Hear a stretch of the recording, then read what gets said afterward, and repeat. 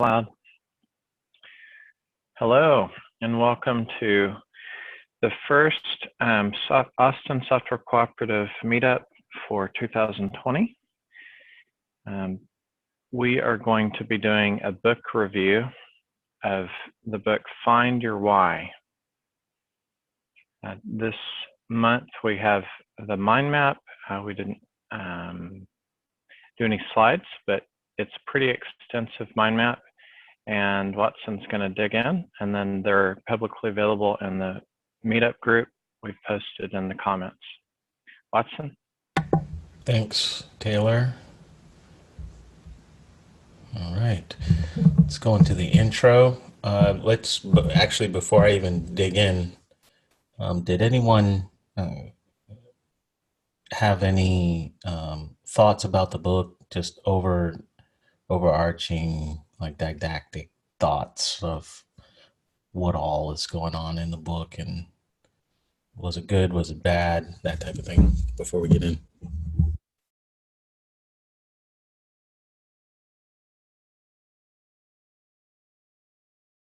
Anything that jumps out?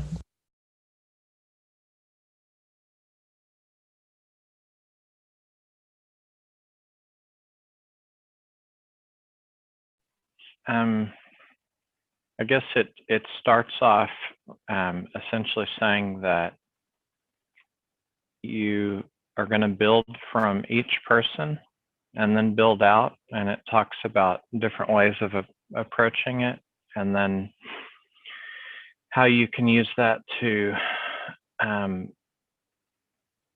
work with, I guess, different size groups and how you're going to interact with them. So from the start, it seems like it's taking the approach that it's going to be useful for individuals, and then you can start applying it out, which to me lended itself to the idea of being organic and potentially working in a cooperative.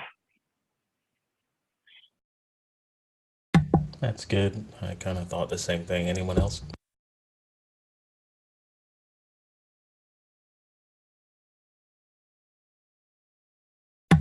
Okay.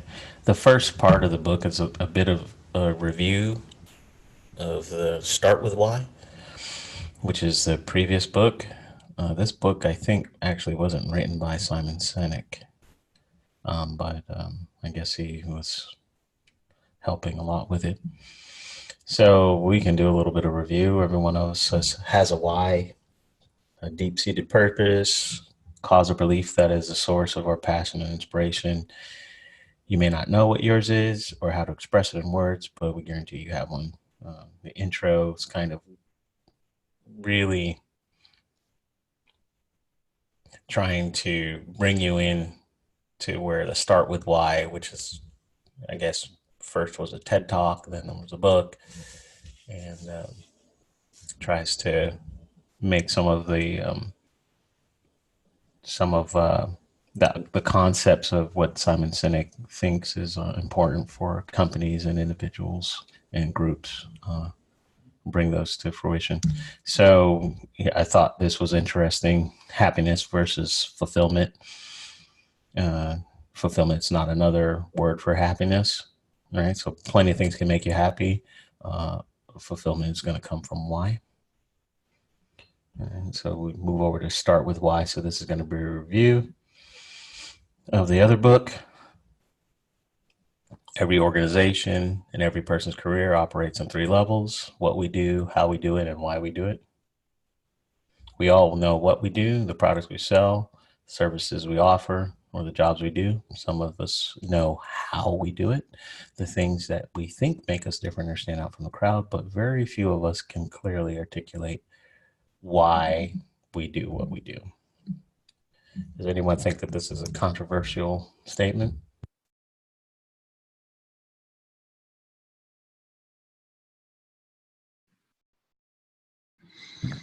I don't think it's controversial. I think I don't know. I think people. No, I get it. Yeah, very few of us.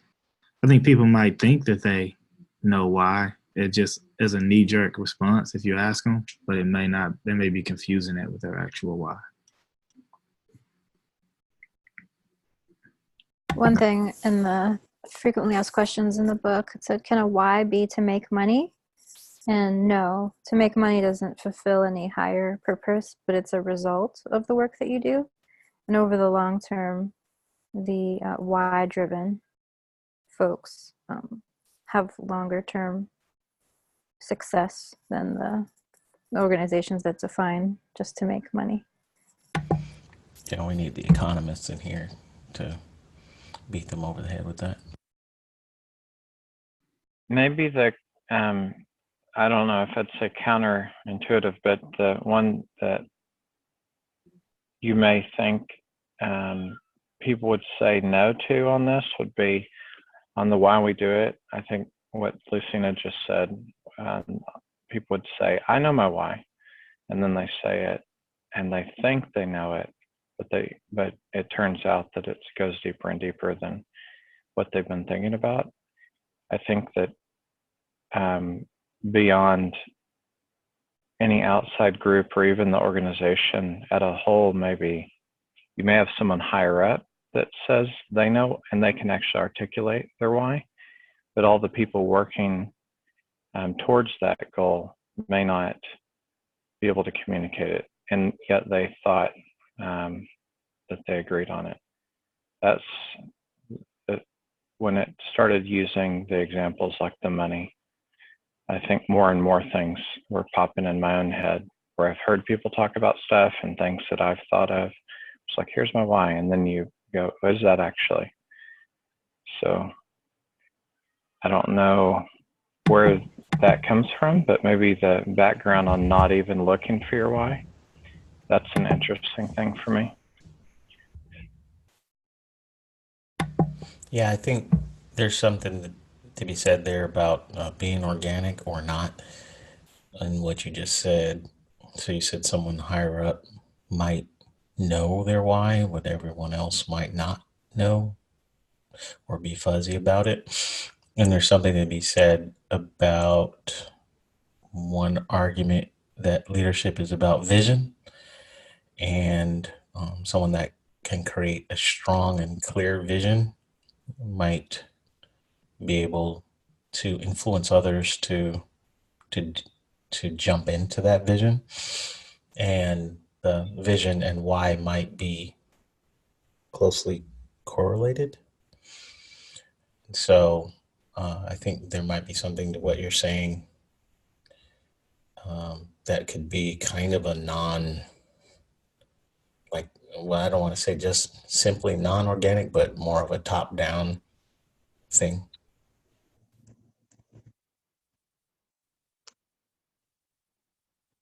People adopting other people's whys as their own and feeling comfortable, but not knowing if it actually matches their lower level needs and whys, and going with what the book says. It's you're driven by these and you have been driven. So you're making the choice somehow, but is whatever you're following actually aligned with that? Yeah, that sounds so. When someone is able to formulate their why in such a way to where there's an emotional tie, it could be that, like the great salesman, or like they used to talk about Steve Jobs and saying, "Oh, everyone should have a personal computer in 1980." That kind of thing, and drawing people in. Maybe it could be the case, and people didn't care about a personal computer, but when he's giving these emotional statements, it was pulling people in. And being there's the visionary side, and then there's the emotional tie, and being able to, and what they say repeatedly in the book, being able to articulate and put language onto the emotional pieces, which are not necessarily rational. That might be part of why is important or influential.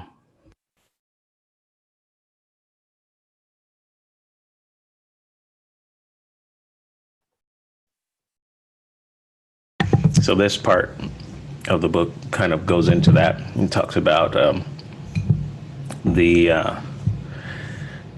neocortex here is a part of the brain responsible for rational and analytical thought. So this is part of the what, the golden circle. So that's going to be the most, like the outer portion. Helps us to understand facts, figures, features, and benefits. The neocortex is also responsible for language. The middle two sections of the golden circle, the why and the how, correspond to the middle section of the brain. The limbic system is a part of the brain responsible for all our behavior and decision making. It's also responsible for our feelings like trust and loyalty. But unlike the neocortex, the limbic system has no capacity for language. This is where gut feelings come from, not our stomach. This is a feeling we get about a decision that we have to make when we struggle to explain. One of the things about having a strong why, and then he's trying to associate with loyalty from a customer, let's say, or I take this to be in people that you're working with as well. Loyalty is not based on features and benefits. Features and benefits do not inspire. Loyalty is long-lasting relationships that are based on something deeper. That's going to be more of the emotional. This would be, I mean, does anyone else find this to be a controversial statement?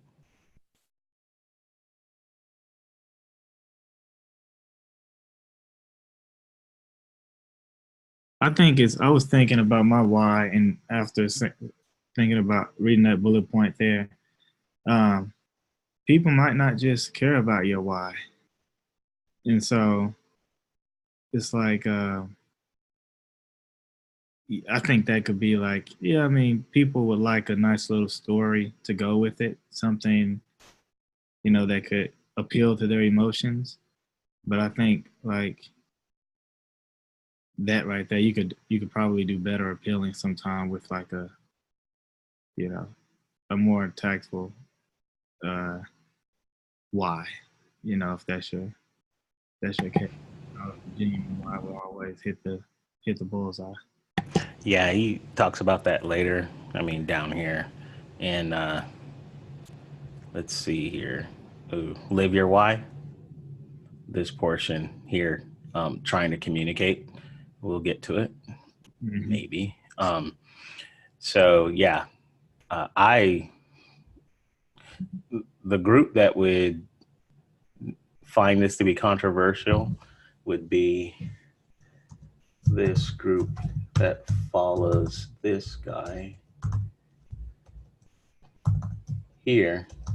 I could put a famous video clip of Milton Friedman where he gives like a 2-minute speech about a pencil, and he says, "Hey, the rubber could have come from the Congo, the lead could come from South America, the wood can come from some other place, and all these different countries could actually be at war with each other. They do not care about each other's, and I would insert why, but they don't care about the culture of the different countries and that kind of thing, as evident because they could literally be at war.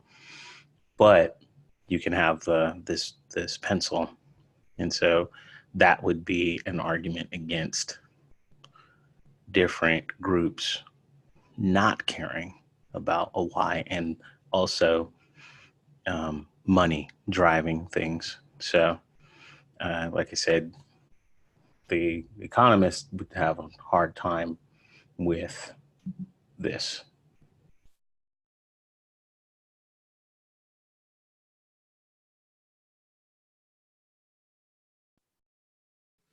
It could be that at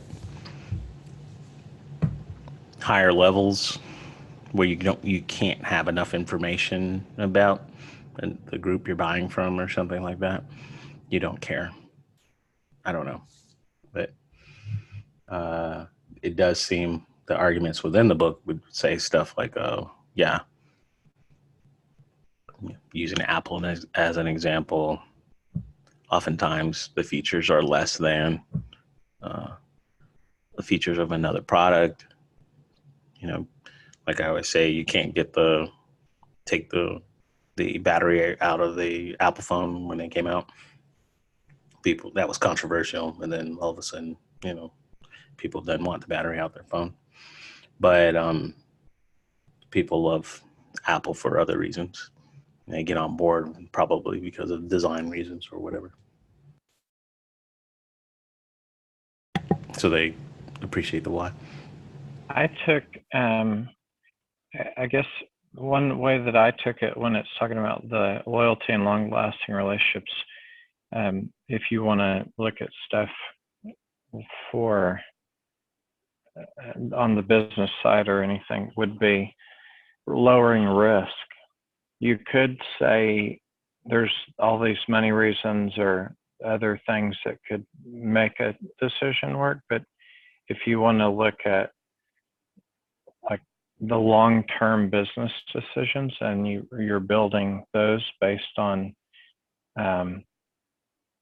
customers that are loyal and partnerships that match, then understanding the why of your whatever you're doing, your group and your company, and being able to communicate that, then other people can more likely match to it.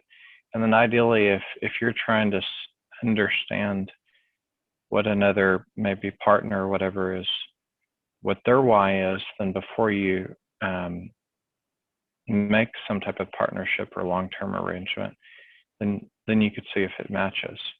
So you may make some short-term business deal, but that takes time and everything. But that's how I was kind of looking at it. It's overall better risk, and this kind of ties in with the ideas with the cooperative and distributed decision making and getting more buy-in.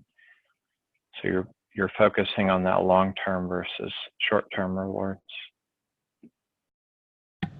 Yeah, that does make sense. Okay.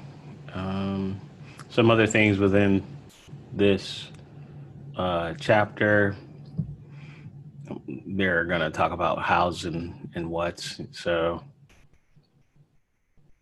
for hows are the actions you take when we are at our natural best to bring our why to life.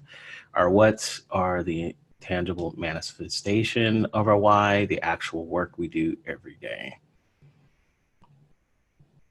And I think this is reiterated in the book a couple times. Hows are not aspirational.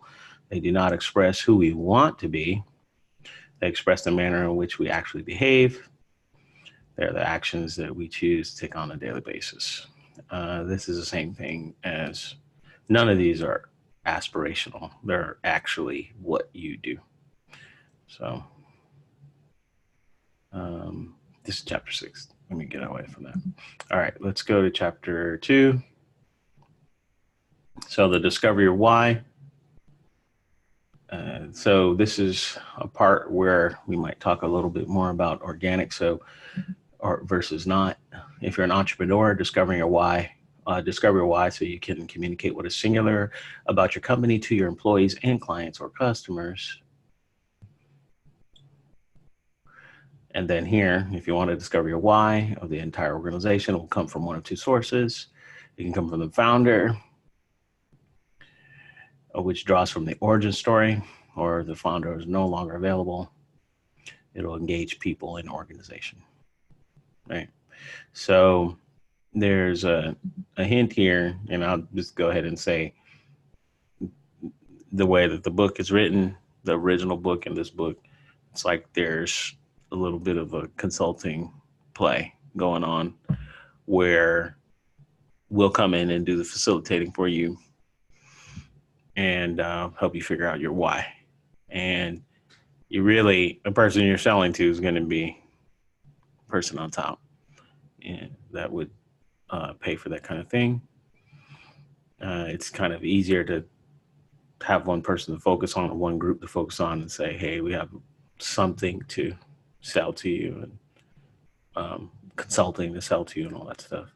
Be interesting to look at more organic groups like Mondragon and so on and so forth, and see how do they purchase consulting, and is it very difficult to purchase from them, or so to provide services to them, this type of service, and say, oh, we'll help you do your why. And then because you basically would have to sell a large group of people instead of a small group of people on, hey, we can help you know where you want to go, kind of thing. The fundamental issue with organic is there has to be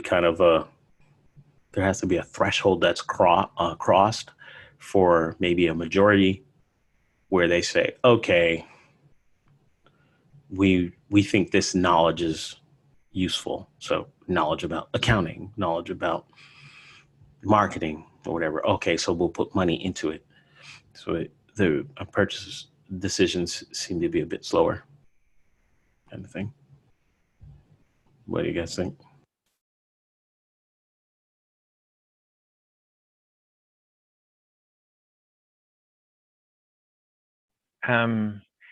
I agree with you on the consulting. That was something I noticed, and the focus more on like someone founding a leader that started a business or whatever. And I was interested in the an organic group as well, not for how it would be for buying the consulting, but for what it looks like to get started on sharing the why. And it seems like there are groups that have done that. Some of them that we've engaged before. And I think it might be interesting to maybe match some of what this book talks about as far as going deeper, and if we could see a way of maybe critiquing, have you got to the point to, are you actually at your why, and is the group doing it? But looking at some of those groups and how they communicate it publicly, and some of them, have started writing books and stuff, is that communicated? And then I think how to get other people on board. So this is different from companies that are trying to get people to get behind like a mission statement or something like that. But we're talking about actually having people understand their why and understand the collective why, and do they agree to it and stuff like that, is a different type of thing than, I like this company and they're doing something interesting. So I'd be interested in trying to maybe find some companies and taking a look at them from that standpoint. Me too. Okay. Anyone else have anything?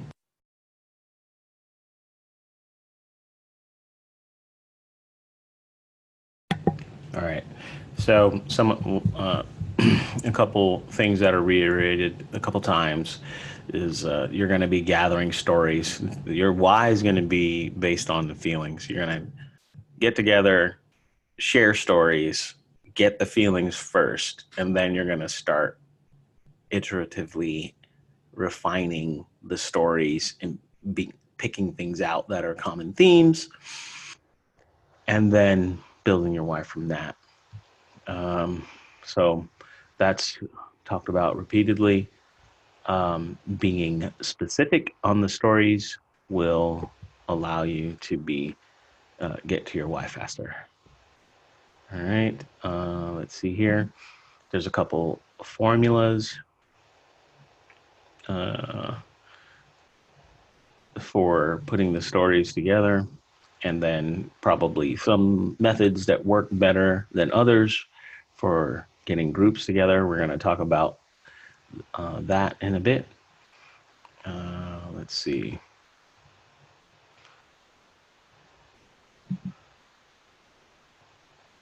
This will probably be reiterated, but when you're going to be drafting your why statement, it's going to be in a format initially to X, so that X, right? And so to finish every project ahead of schedule under budget so that I can be promoted. No, that's not going to be it, right? It's not going to be about money, so on and so forth. And we're going to say it's going to go into that a little bit more into this why discovery for individuals. So the chapter 3 is about individuals. Chapter 4 is going to be about groups. Chapter 4 and chapter 5, actually. Right.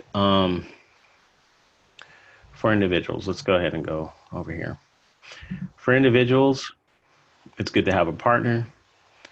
A couple things are the people that know you better are probably going to be worse because they've heard your stories already. The best partners will be hearing your stories for the first time because they're trying to figure out things that are unique and shared among your stories. And they're not going to be tainted by what you already think about your stories.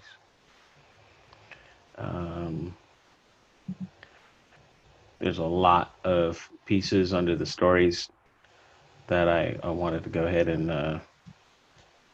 I was thinking we might skip this portion for the individuals.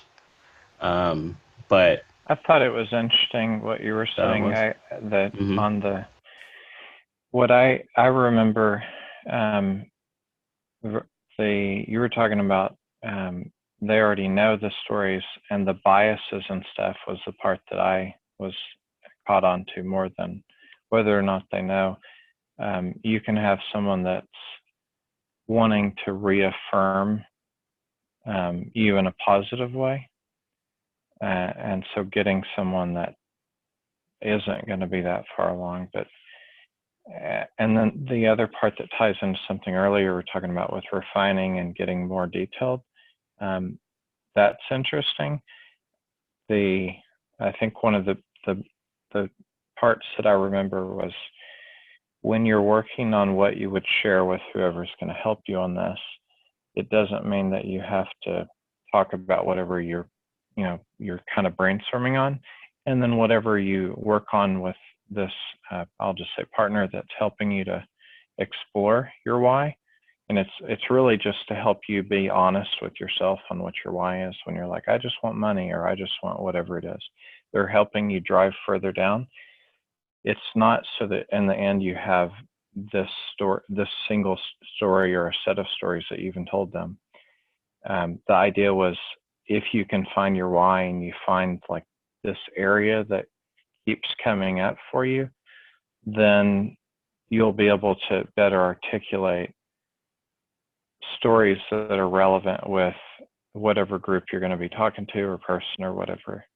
So I thought that was nice because I think there can be a hurdle to get over if you're saying, I want to go do this thing with a group, and how do I start? And like, am I going to go back and what story? Well, the point is you don't have to think about that last portion where you're going to work with your group or team or whatever it is. Just start working on the other. So I would like to, if we went through it, what I'd want to do is kind of make those things more apparent so that the stages, like how you could do this, are a lot more visible. And I guess a side comment was part of the book I kind of had a hard time following because it seemed like the communication style changed. And I don't know if it's because there was 3 people involved in the book, but even some of the things that you've mentioned, like the why statement, the format that it's talking about, like just how they talk about those things, I found that a little bit difficult in the book with how they were trying to communicate would change styles. I don't know if you noticed that, but it seemed to be the case for me. Yeah, I mean, this whole portion here was a how-to. The partners was a how-to. And they would switch right in the middle. It's like, okay, here's a how-to, here's some steps. And then the rest was more abstract. So for partners at a high level, you need to get a partner. if you can't find someone who doesn't know you, just get someone that knows you and has heard the stories, that is in there. And then it is good to know your own why before you move on to groups, but you don't have to. But I would think for the organic side, it's easier if you already know your own why and have already gone through the process, I should say. So let's see, let's move on to chapter 4 here. An organization has a why, and within the organization or team, subcultures that exist within a larger group, each of these parts within the whole will have its own why. We call this a nested why, the purpose, cause, or belief that defines a subgroup within the larger organization. Then within each of these teams are people who also have their own unique why, their individual why. The goal is for each individual to work for a company in which they fit the culture, share the values, believe in the vision, and work on a team in which they feel like they are valued and valuable.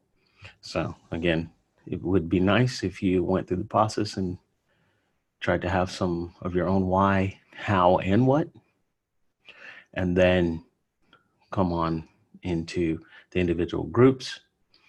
You may find out, and then this is the one concept that comes up over and over, is filtering, using your why and your how to filter, how you coordinate or cooperate with others.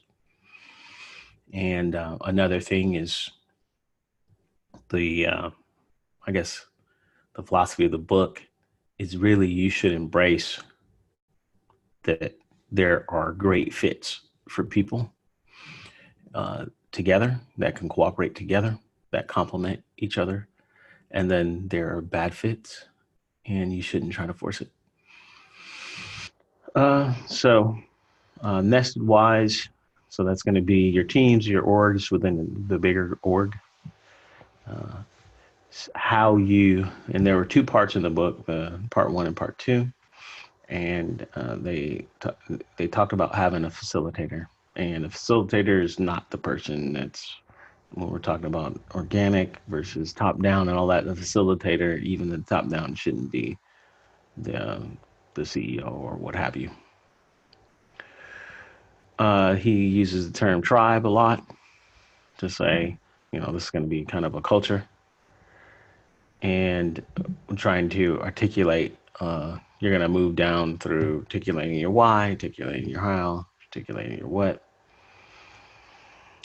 One of the things that jumped out to me, which is a situation you can find yourself in all the time, is, you might have a strategy for not being dysfunctional, but you're within an organization that is dysfunctional.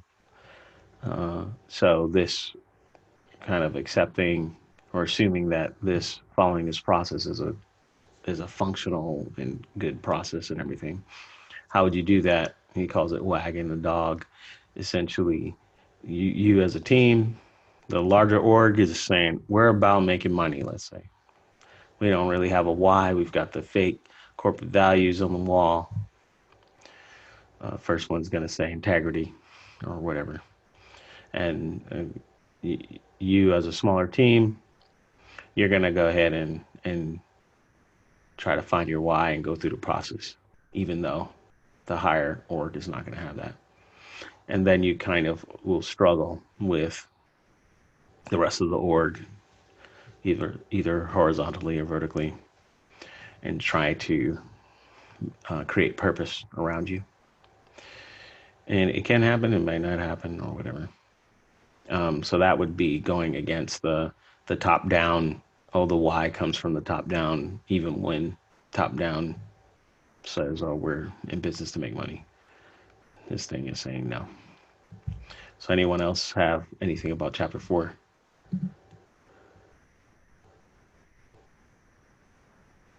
There's a little bit more here. So tribe approach requires a facilitator, ideal person for this role, someone trusted by the organization who has a desire to serve, strong natural curiosity, and ability to ask probing questions. They need to be objective.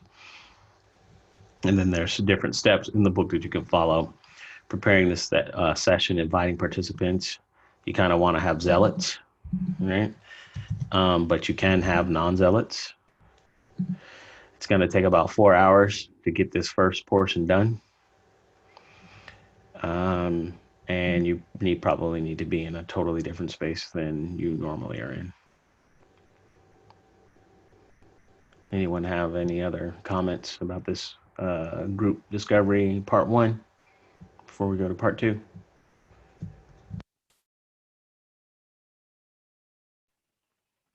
Nope. All right.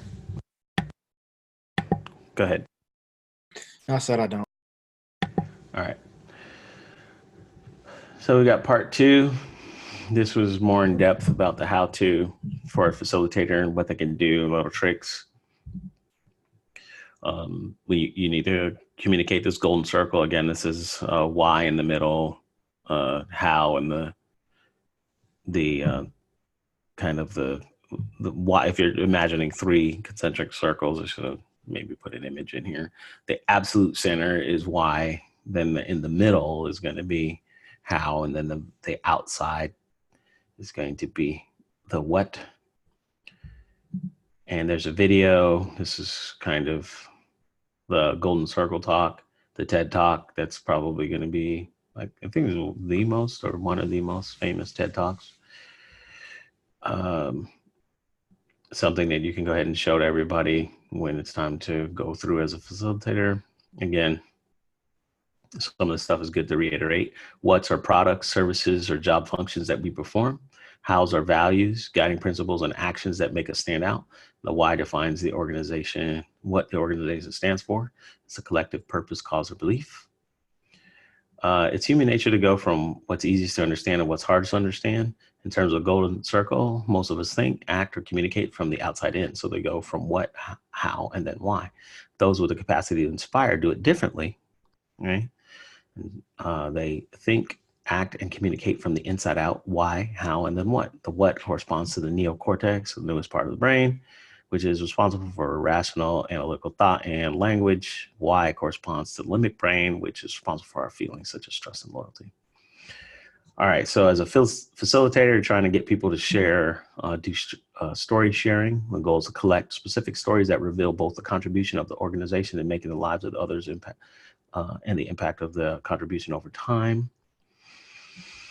This, to me, is like what Josh brought up, somewhat controversial. People don't buy what you do, they buy why you do it. When a company has a strong why, it inspires trust and loyalty in its customers, clients, employees, and supporters, all of whom will cheer you on in your cause. It seems like the loyal people don't buy what you do, they buy why you do it. The people who, when you're a commodity, even though they have an argument in the book where even commodities can be, you can create loyalty. But when you're a commodity, it's going to be less so to me for this. But that's fine. So when you're creating your why as a facilitator, after you're getting I everyone... agree with that last statement, by the way, on the commodity. I'll buy toilet paper based on the why. Yeah. Oh, on the why. Okay. The goal is to take the themes that emerge from participant stories and use them to write a first draft of the why statement. So you get the stories, you try to make them more specific. So you're asking different questions and stuff to try to go from generic to specific. And then you try to get common themes, and then you go to the why statement. That's going to be what the facilitator does. And here's a method. You can divide everyone into 3 groups and have them write down different specific stories. They're going to keep on saying that generalizations are no good, right? This is a good one. Tell a specific story of when you felt the most proud to work for this organization. The route to why is through what? Now this is like, wait a minute, didn't you just say not what? But he's saying using the word what, right? When you're asking the questions, instead of asking questions that start with why, for example, why did you like those particular photos? ask what it was about those particular photos. What was it about those particular photos? People find it easier to answer questions starting with what or how rather than why. And then this is an important one. Verbs are important because our ultimate aim is to discover a why that is actionable, not merely descriptive. The verb action phrases should not be aspirational. This is about what people in the company have done, not what they hope to do or be. Verbs, action phrases must be directly linked to one or more of the stories the team identified earlier. Okay? This link is vital. If it is missing, there's a risk that the task will turn into a type of branding or marketing exercise in such words, which words are chosen because they sound good. This step happens after you do your specific stories.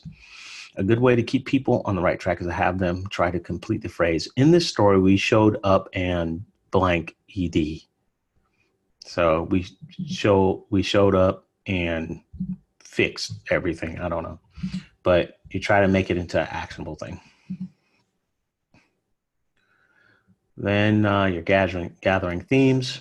Sometimes when people get into this conversation, they tend to diminish the impact that their organization have had on the lives of others. One of the things that you're trying to do with themes is measure impact, right? You have the different teams in this exercise, and then they're going to combine, and then they're going to compare, and they're going to try to build on each other.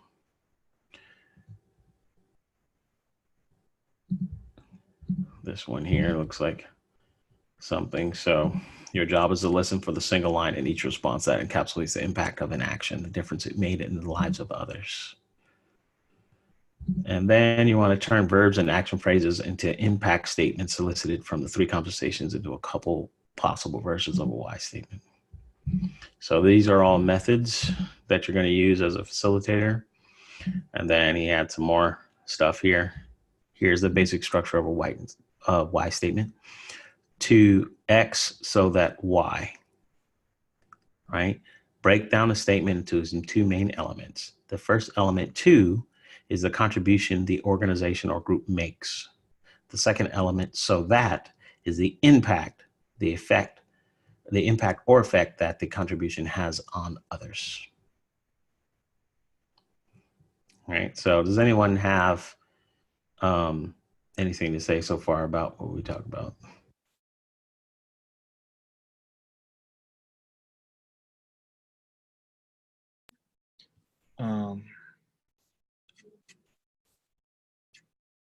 I do 1 second. Let me find can you go back to, I can't find my mind map. Can you go back to the beginning of this second part?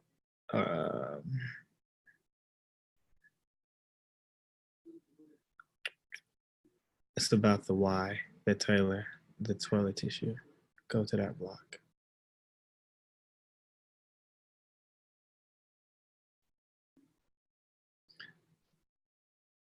I think I remember now. It just I had a comment whereas as far as as far as loyalty, customers will, just following up from my comment earlier and thinking of people being loyal because of your why and cheering on your cause and things. It's I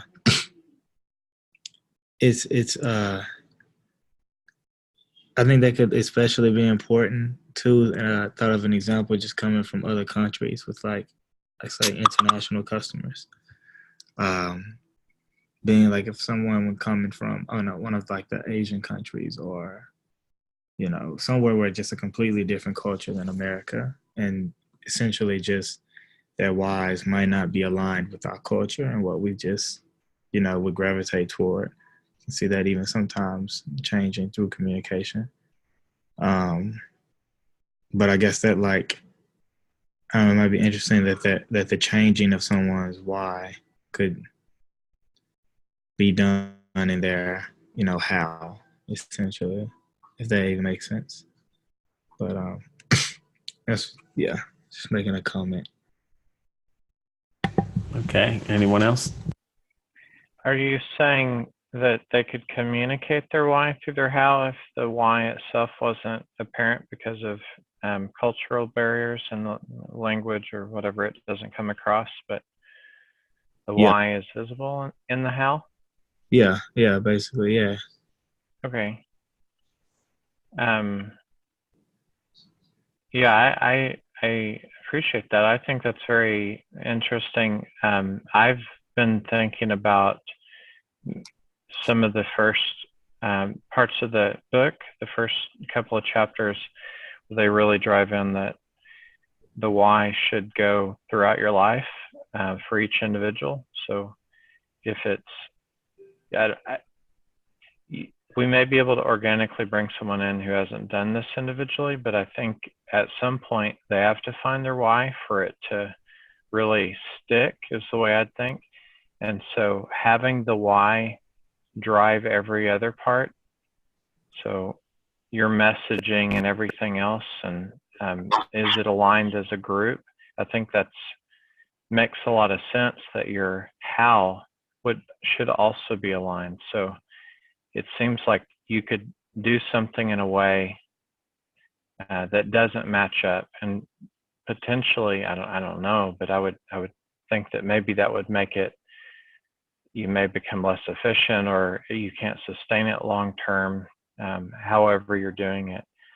So I was thinking about that side, but it makes a lot of sense that you could communicate your why, not just through something that's directly saying, here's my why, and I'm articulating it or whatever else, but you're saying that why and how you do things and the type of things you do. So that'd be the what, potentially.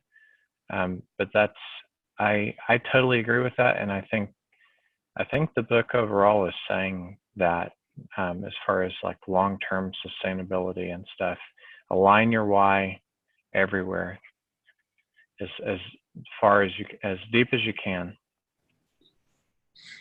Mm-hmm. Mm-hmm. All right. Anyone else?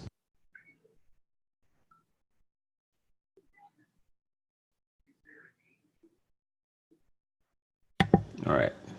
One of the things about writing your why statement and the process as a facilitator, you want to get why champions. They should come together over the following couple of weeks to try to refine the words of the why statement. One of the things I keep reiterating is that the why statement's not perfect. You're only going to get it about 75% done. And then you're going to move on. You're going to iterate over and over on this why statement. And then at the end of the process for the why statement, when you make decisions, run your thoughts through a simple filter. Ask, does this choice help us move closer to our living in alignment with our why or not? And then act accordingly. You're going to refrain hows and whats in the context of the why, aligning new tasks or implementing new strategies. Make sure people can see how those things are expressions of the why. This is kind of internally. And we're going to talk about how here in a bit. So let's move on over to how, which chapter 6. All right, state your hows. Our hows are the actions, and we have about 15 more minutes. Our hows are the actions we take when we are at our natural best to bring our why to life. Our whats are the tangible manifestation of our why, the actual work we do today. We might not get to it, but the what's kind of just naturally fall out of the hows and the why. So he doesn't really spend much time talking about how you define what your what is. You kind of just already know what it is. It's the easy one.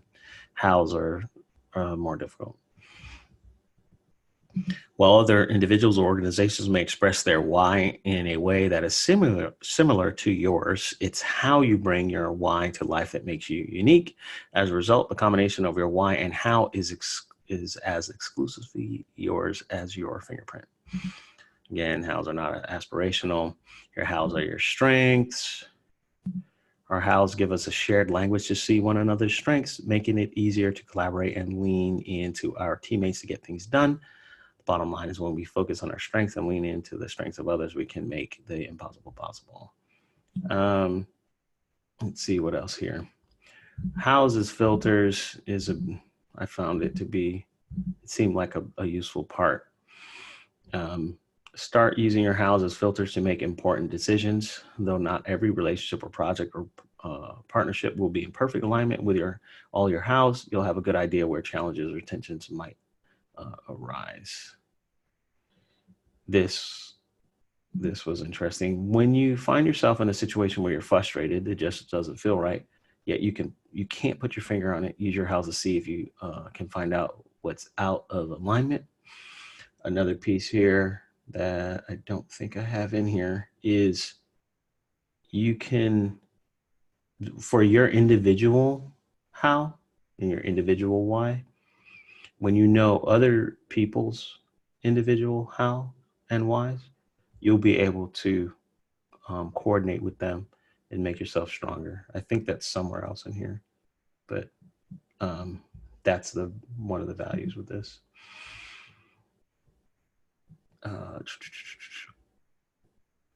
Okay, this is it right here. Start with why. We encourage team members experiencing tension to not only look for their golden circle, but also look at the golden circle of the colleague they are frustrated with. We have each team member's golden circle available for any teammate to look up on the hows and whys of any colleague at any time. It's sometimes a case that what is bothering us is the most about another is something that is their strength. So this seems like a really good thing that would allow horizontal collaboration without top-down coordination, and resolving horizontal issues without a top-down interference or a need for a top-down interference. So what do you guys think about that?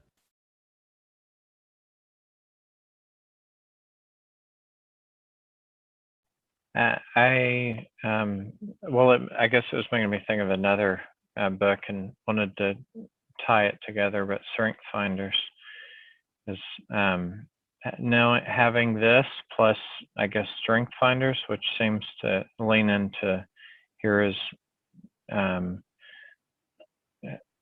on the individual level, how you would get things done, maybe more generically, but being able to tie these together seems like it would be really awesome.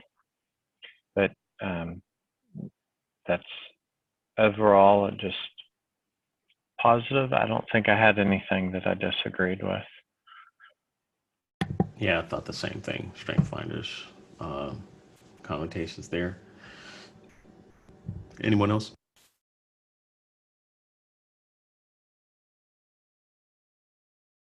Okay, so corporate values, he talks pretty badly about them as aspirational. I think we've all been in a corporate setting where they do things like say honesty, hard work, diversity, and integrity. Right? You have that on the wall and no one pays attention to it. The other difference between hows and core values is that values are not in and of themselves actions. Courtesy is a value. Treat people with kindness and respect is a how. Right? Part of getting to your how is narrow your remaining themes. Take a list of your themes and cross out the ones you channeled into your why statement, and then narrow the remaining list of themes until you have no more than 5. Look for themes that express similar ideas. Once you identify these overlaps and redundancies, you have 2 options: keep the ones and cross out the other ones to combine them and create a new theme. Let's see here. State your hows. As we explained earlier, how must be actions because there are things you do to bring your why to life. Traits and attributes such as honesty and adjectives such as determined are not actions. This was interesting. We don't like to use be verbs because they don't feel active to us. We can feel the difference between be connected and connect with people in meaningful ways, or be positive and find the positive in everything. We also advise you to drop the gerund. Take the ing off your verbs. It's more inclusive and a clear instruction. Making others feel safe versus make others feel safe. So take the ing off. Provide context once you've articulated your hows. And okay, after members of this group, the group that you are using to create your hows and whys, discover their why and hows. They didn't need to. Oh, okay. This was talking about, this shouldn't have been green. This is talking about one of their individual examples. But, oh yeah, well, I wanted to point this out. They didn't feel the need to write much about their what. Right. So because of what is just naturally falls out of the how. So now we're at the last chapter. This is a take a stand. I'm going to go over this really quickly. Just knowing our why doesn't mean that we instantly feel comfortable about it. In fact, most of us have been communicating with our whats, as we've been shown to do for our whole lives. This is some of what Josh was talking about earlier. You may find it a serious challenge to communicate your purpose, cause, or belief to others. If so, you're not alone, right? And this chapter was about practicing it. Remember, your why is a filter. When you start with why, it attracts people who believe what you believe and repels the people you don't. So this is kind of the benefit of using your why. You know the negative, people look at you like you're crazy. The benefit is you get the people who are going to be kind of rabid fans. The person who politely ends the conversation or switches topics is probably someone with whom your why does not resonate. That's perfectly fine. You don't want to spend a bunch of time doing small talking with someone who doesn't believe what you believe. I really like this. I think part of it would be on sustainability. If you say you're not spending so much energy with the wrong people and you're automatically attracting the right people, I mean, that seems positive for everyone. I mean, ideally, even the people that are not in sync with your why, well, they are not going to waste their time with you either. They can go somewhere else where it's going to be a better match for them. And I'm all down for that on the efficiency side, and then put your energy into the things that you do care about. Yeah, that seems about right. So if you focus, let's just say 80% of your time on people who resonate with you, and then the rest, they're going to treat you like a commodity anyways. So they might buy from you, they might not, or they might coordinate with you, cooperate with you, they might not, but they don't really care about your why, but that's fine. They don't align with you, so you shouldn't be working against the grain, trying to get them to align with you. Otherwise, you'll be pulled in too many different directions. All right, so they have a facilitated conversation here. Step one for as far as trying to get people to share. So you're sharing internally, and then you're trying to practice sharing externally, that kind of thing. And then it's a workshop.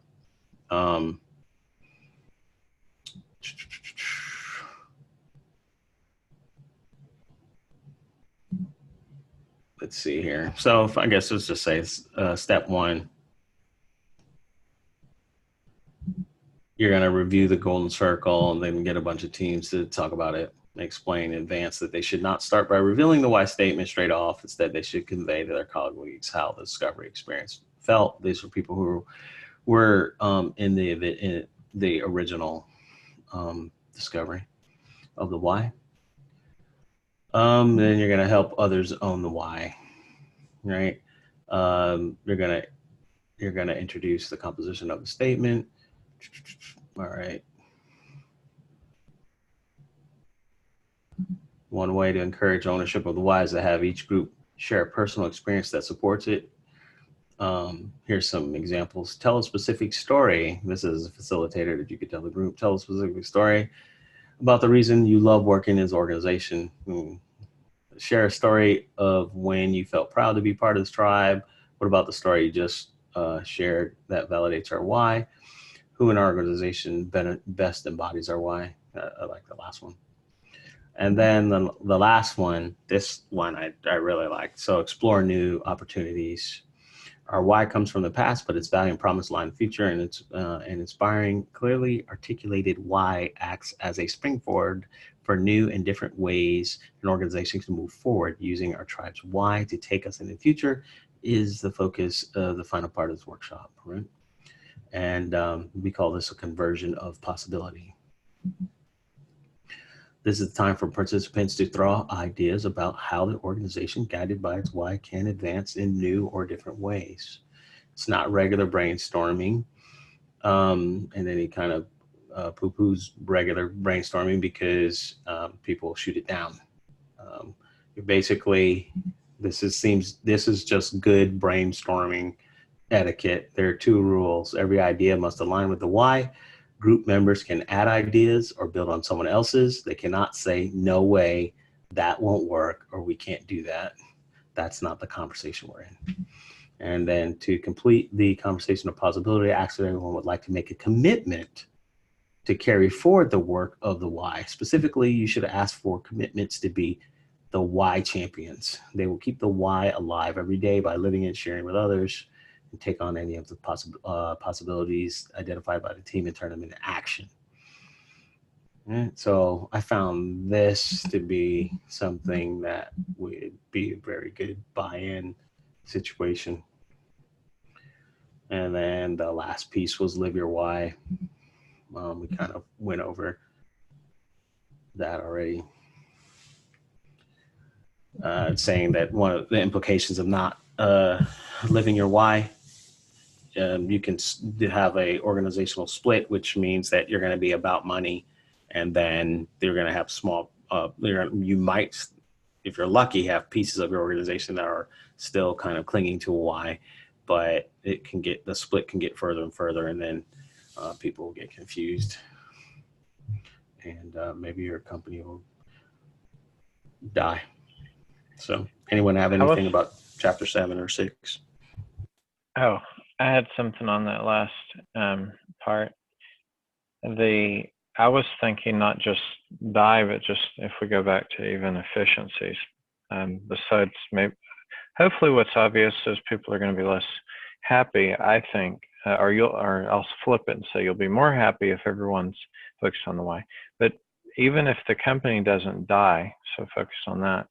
Now, I would think you're going to have increased risk if they don't align. So if you have different teams or people within them, you may figure out a way to make the what work, where they're okay, I can do it in this way, but they're not going to be part of the decisions to maybe notice things that would meet like the end goals, because the whys are different.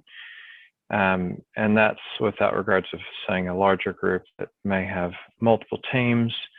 And then if their why is totally out of sync, then you're trying to essentially, I guess it becomes zero sum, and you're fighting over decisions that could harm each group or the whole organization. So you may keep going, but I think it's not going to be, you're going to miss opportunities and make worse decisions overall, it seems like.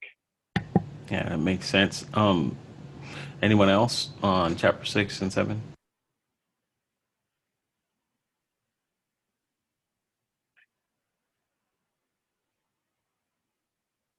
Okay, we're right on the hour, so.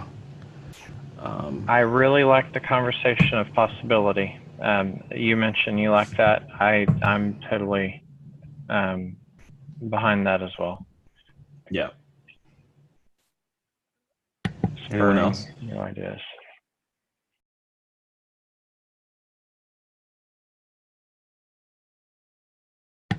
I found this to be relevant to cooperatives because cooperatives typically have a mission statement.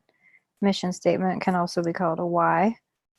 And by having that mission statement as a cooperative, we'd be able to help, I guess, motivate the members we do have and help attract and hire new members who fit within the mission and also believe in the mission, and also know how to evaluate when folks may not fit as well in the mission and may be causing inefficiencies, as you were saying, and also help folks surround themselves with like-minded people. If we have a mission statement or a why, then folks can feel like they're working towards the greater good.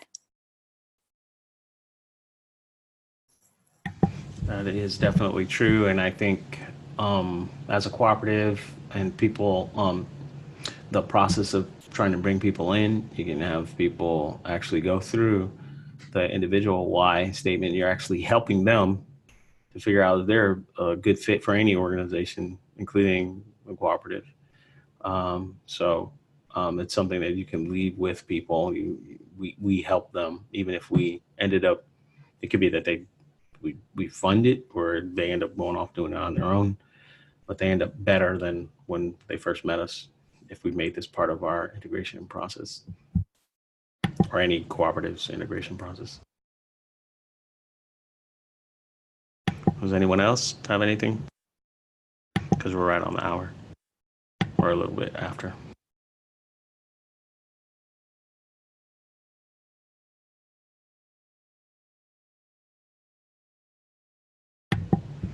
Okay, I think that that does it for this month. I think it was a good book, and I guess we'll get together and figure out what we want to do for next month. Yep, and there's a GitHub project tied to the Austin Software Cooperative. This will be posted on YouTube, and if you have any ideas for next month, then you can post to the board or reach out to us about joining Slack. Thanks, everyone. See you next month. Thanks a lot. Thanks, guys. See ya.